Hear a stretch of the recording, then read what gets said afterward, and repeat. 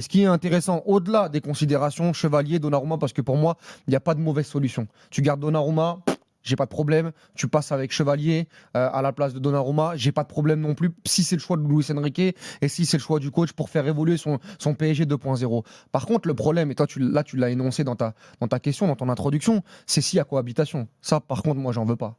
On se souvient de l'exemple de Navas-Donnarumma. Parce que déjà, moi, je pense que si Chevalier arrive et que Donnarumma part, il aura l'ombre des 6 derniers mois de Donnarumma sur chaque match de Ligue des Champions, où on en parlera dans les... Pas tous, hein, mais ça sera quand même assez prenant et en termes de pression. On se rappelle que la première année, même si là, à ce moment-là, il y avait cohabitation entre Navas et Donnarumma, ça avait servi Donnarumma. Ouais. Que l'année d'après aussi, vu que les résultats de Donnarumma... desservi, tu veux dire. J'ai dit servi. Desservi. Ouais, ça avait desservi Donnarumma dans sa progression, même dans son appréhension du rôle de gardien, parce qu'avec Navas, il y avait eu des demi-finales de Ligue des Champions, et avec Donnarumma, c'était pas le cas. Là, imaginez-vous pour Chevalier, quand Chevalier va arriver avec la Ligue des Champions qui a été remportée par le PSG, il va falloir beaucoup de patience aussi par rapport à ça.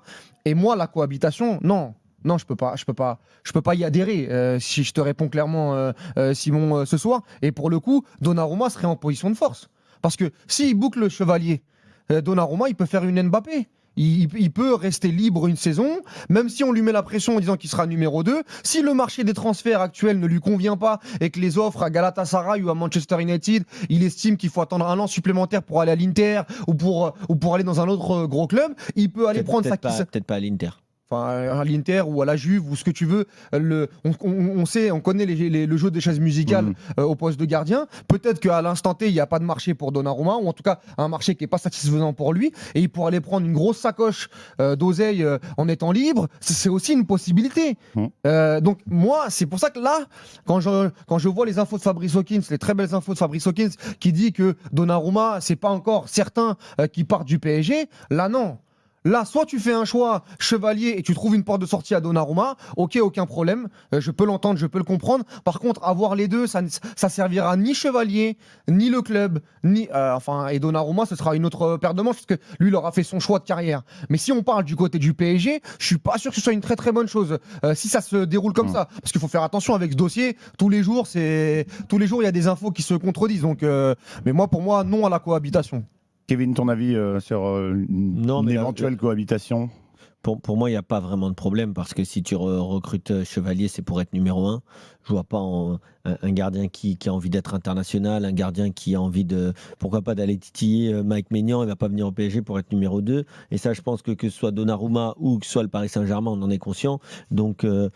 je ne le vois pas venir et Donnarumma rester. Après, Donnarumma, s'il a envie s'il a envie d'aller au bout de son contrat, dans ce cas-là, il faudra qu'il soit sur le banc. Et puis c'est tout, parce que si tu choisis de recruter un gardien, c'est pour être numéro 1. Et donc, il faut que Donnarumma accepte que... en tout cas, tu peux rester, mon gars, mais tu seras potentiellement numéro 2. Oui, mais ça peut créer des gros problèmes dans le vestiaire. Si Chevalier n'est pas bon les 3 premiers mois, il va falloir que Luis Enrique soit très solide pour continuer à faire confiance à Chevalier. Si ils font ce choix-là, je ne sais pas si c'est le cas, s'ils font le choix de prendre Chevalier et de le mettre numéro 1 quoi qu'il arrive, tu fais 2 moins bons matchs, c'est pas grave, t'es gardien numéro 1. Si on t'a pris, c'est parce que t'as des qualités. Et de toute façon, Rome ne s'est pas fait en un jour. Et peut-être que Chevalier ne sera pas indiscutable au PSG. Mais pour moi, si tu fais Chevalier, tu dois avoir l'assurance d'avoir un Donnarumma qui s'en va. Tu n'auras jamais cette assurance. Ouais, mais ça, c'est problématique. Et quand je dis ça s'appelle prévoir. Un petit erratum, quand je dis les infos qui se contredisent, c'est pas le bon terme. C'est les infos qui peuvent évoluer. C'est-à-dire qu'il peut y avoir des retournements de situation dans les dossiers. Je ne critique pas, bien évidemment, les gens qui travaillent. Évidemment, toutes les meilleures infos, vous en avez la primeur grâce à toute l'équipe de la rédaction RMC Sport et notamment Fabrice Hawkins.